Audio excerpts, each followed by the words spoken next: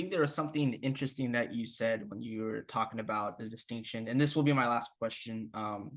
Uh, with the difference between demand and desire, because it seems like in cases like when we're talking about like the transference love, there is this like sort of demand from the analyzan to the analyst. It seems like, because if I'm not mistaken, like the analyst works by like when the patient finally has the transference, because from what I heard from other commentary and psychoanalysis, like a narcissist can't transfer. Well, they can in some cases, but it's hard for them to do it because they're so lost up in their own associations and their own symptom. But it's that moment at transference that the analysis begins. But it seems like what's being transferred is the unconscious desire in its symbolic form, but then the confusion of desire gets confused with demand. And I guess what I'm trying to say is, because when my question of gaze and how it is operating in seminar 1, and then looking at what you mentioned, the Merleau-Ponty's reference in seminar 11, we have gaze of objet a, and you mentioned objet a. Does it seem like the way this functions in the clinic, that in this transference love of demand confused, or confusing of desire by demand, it's this demand of not the analyst's recognition, because that's still into the intersubjective relationship. What it is the symbolic structure of something that the analyst has that I could see, but they can't, and I'm demanding it. I mean, maybe the most concise way to answer all of what you've said, I think, is to say that what is very distinctive about a Lacanian approach, and again for the clinic of neurosis, is that one attempts to not respond to demands, or if one responds, to thwart them. And the idea is that if one gets caught in this game, which then becomes an imaginary game, one is as the analyst is constantly being addressed by demands. And I suppose in Lacanian terms, those are largely, if not all, demands for love. And the temptation, I think, for a clinician to feel nice about oneself and to respond positively to that is at times overwhelming.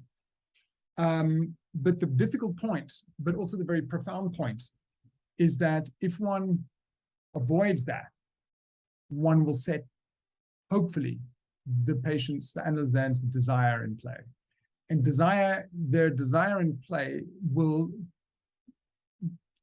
emerge from the thwarting of demands, and that's where something important starts to happen. To play the game of appeasing demands is a no-win game. It's also a game that sometimes you might do. I find myself doing this in teaching environments, like, undergrad students say, okay, we want this, and then I try to, jump around and respond to their demands, almost as if this is, some kind of consumer service delivery that I'm involved in. And I think what one learns is that you do that, and people resent you more for it, oddly enough. And in one way, maybe a Lacanian way of thinking about that is that one has interrupted the process of them, as it were, metabolizing demand to get to the point of desire. And that's a crucial aim and agenda of Lacanian psychoanalysis. Maybe just one other thing just to say about that, and then we really got to stop, is that, you were talking about imaginary, you were talking about transference love. And one of the big challenges about transference is how do you de-imaginarize the transference relationship? And that's a big one, maybe you'd never. And of course, sometimes we sort of talk about like imaginary transference as if it, is a thing, when in fact you could say that, or put differently, we sometimes think, what is symbolic transference? And the Lacanian idea would be, even if this sounds simplistic here, is that if you get stuck in an imaginary transference, and you could say, who doesn't, actually? But if you get stuck in an imaginary transference, The analyzand is always interested in, where did they go to school? What books did they got? What do they think of me? Do they secretly love me? I hope they love me. I love that, all of this stuff. If you get stuck there, then the image of that analyst becomes so endlessly fascinating that the analysand's unconscious is fundamentally fixated on them. And I'm hearing again echoes of my Sherlock Holmes master thing, and maybe you need that to begin things, to get things going. But if that massive amount of unconscious fixation and attention remains focused on the analyst, that means that not enough work is being done. You could argue that, well, interesting fantasy, whatever, object relations, all series of things are coming to the fore in that transference, which is true. Okay, so let's not forget that.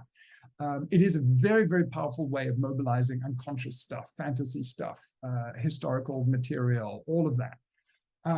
But the idea in a Lacanian approach would be to say, if all the energy of transference becomes fixated on the person of the analyst, that's going to be a problem, because you need some of those energies of transference to be directed to the symbolic speech of the person themselves. In other words, the fundamental domain of transference should not be simply the figure of the analyst, but to the analysand's own speech, their own life, their own enigmas, their own funny ways of speaking. Why did I say that?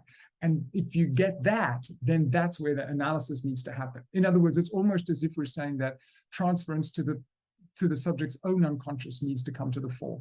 And maybe I'll say one final thing. I often give this as a little comment, but for me, it's quite powerful. And that is, if one reflects on one's own analysis, and if I had to reflect on my own analysis, what went wrong, what didn't work, maybe a lot of things didn't work.